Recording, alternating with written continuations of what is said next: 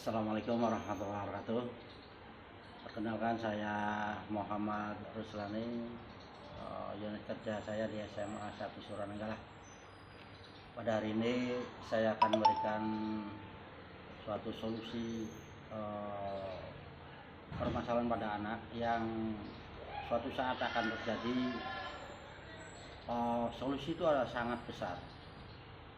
Permasalahannya yang dari kecil, yang diantem atau yang dipikirkan sama anak itu menjadi sangat besar, sehingga kita harus memberikan solusi-solusi itu. Yang pertama, sekolah itu ada kepala sekolah, wakasek dan dia ada 4, itu adalah bagian akademik, kesiswaan, kemudian sarana, dan humas. Di bawah kesiswaan itu ada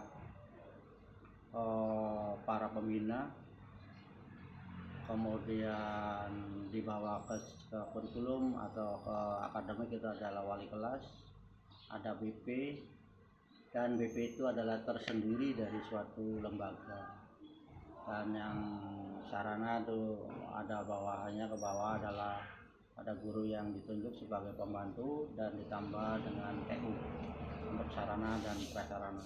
Sedangkan untuk humas, selain dengan TU dan para guru-guru, bahkan sekarang humas sangat mudah sekali, sudah melalui grup-grup WA yang mungkin jadi grup kedinasan, grup yang lainnya gitu ya. Dari itu, ketika ada solusi anak itu bermasalah di akademik, misalnya kurang pinteran anak, itu dilihat dari nilai akademik. Ketika akademik itu merasa anak itu kurang, maka yang pertama kali tahu adalah wali kelas. Wali kelas itu tahu, atau yang pertama tahu juga itu dari guru mata pelajaran, dimana guru mata pelajaran itu akan memberitahu. Contoh, saya kebetulan guru matematika. Di sana ada siswa yang kurang untuk berpikir, keterampilan berpikirnya lamban. Nah, untuk itu saya tetap memberikan konsultasi kepada orang tua, dan sebelum orang tua itu saya konsultasi dulu dengan wali kelas, dan wali kelas akan memberikan solusi kepada guru BP. Kita dilanjutkan juga kepada orang tua, nanti home visit, kemudian solusinya tahu bahwa anak itu misalnya perlu bimbelkan atau diles pada grup-grup tertentu atau kelompok tertentu. Sekolah kita juga memberikan fasilitas itu. Misalnya setiap kelompok di kelas itu ada 6 yang rumahnya terdekat, dan itu belajarnya bareng. Dan di situ guru mata pelajaran ada yang datang juga untuk solusi seperti akademik. Dan jenjang yang terakhir untuk akademik yaitu diterima di perguruan tinggi negeri. Ketika di perguruan tinggi negeri itu ada kesulitan, dari mulai penjaringan lewat rapot, undangan, kemudian jalur mandiri, itu juga ada tes yang diberikan pada anak, harus perlu ada banyak tryout. Kebetulan saya ngajar kelas 12 di kelas IPA, maka banyak berminat anak-anak itu ke perguruan tinggi negeri. Maka solusi dari situ, anak-anak yang mau ke perguruan tinggi negeri merupakan suatu solusi yang paling banyak, yaitu kita mau pilih jurusan apa anak-anak itu, dan hasil jurusan anak-anak itu ya dikolaborasikan dengan orang tua, keinginan anak, kemudian hasil prestasinya. Ketika kita itu sudah ada final, yaitu dari prestasi anak itu nilainya bagus kepada misalnya untuk farmasi atau kedokteran atau jadi guru atau jadi analis, itu kan dari hasil itu. Dan untuk akhir-akhir daripada tryout yang akan diberikan itu sebagai guru PP nanti memberikan informasi, atau guru BK itu akan memberikan karir yang sangat di situ. Maka ada tambahan dari lembaga lain yaitu psikotes. Hasil psikotes itu anak-anak akan mengarahkan bahwa ilmunya anak itu akan ke jurusan apa gitu, sambil menunggu undangan itu sekitar bulan Desember itu kan biasanya ada penjaringan anak-anak kemudian ke perguruan negeri. Kemudian nanti untuk jalur undangan itu akan diseleksi oleh wali kelas, guru mata pelajaran, serta BK yang berperan di situ.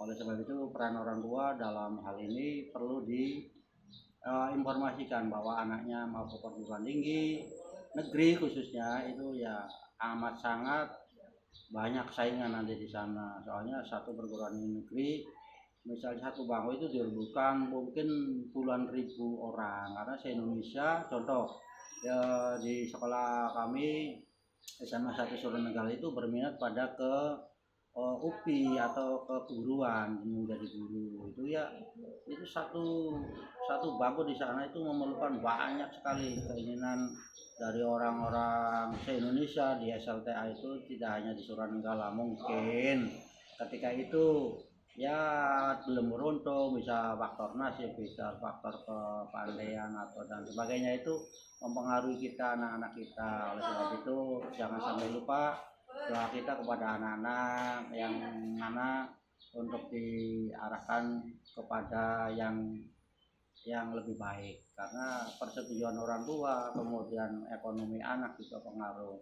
Dan solusi yang lain misalnya dari kesiswaan, ada anak yang terlambat, ada anak yang bermasalah berkelahi atau kecelakaan di luar ketika jam belajar, itu ya ada mekanismenya ya tidak langsung Wakasek, tidak langsung ke kepala sekolah, tapi ada bawahan-bawahan yang menangani.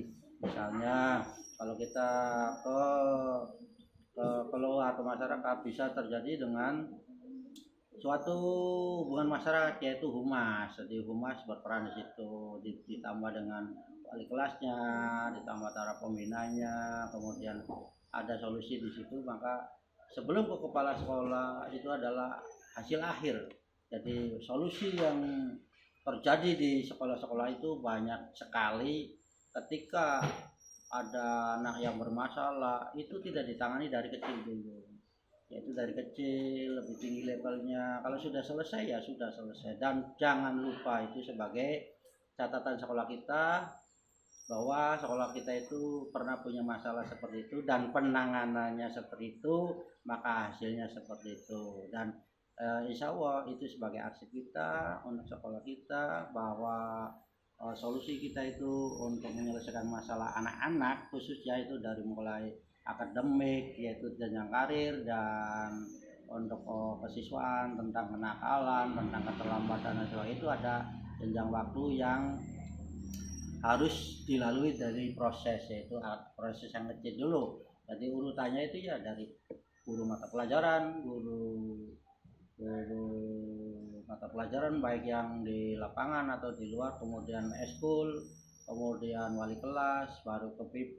Solusinya tuh jadi terus sampai terakhir ya di Wakasek, terakhir sekali yaitu di kepala sekolah sebagai keputusan apakah anak itu kalau terlalu besar kenakalannya atau sanksi yang harus diberikan ya tetap misalnya anak harus dikeluarkan, yaitu wali kelas mengajukan tidak sampai dikeluarkan. Tapi kalau terpaksa harus dikeluarkan ya otomatis kelibatan kepala sekolah adalah yang paling kunci utama yang terakhir. Itu saja informasi dari saya, semoga bermanfaat. Assalamualaikum warahmatullahi wabarakatuh.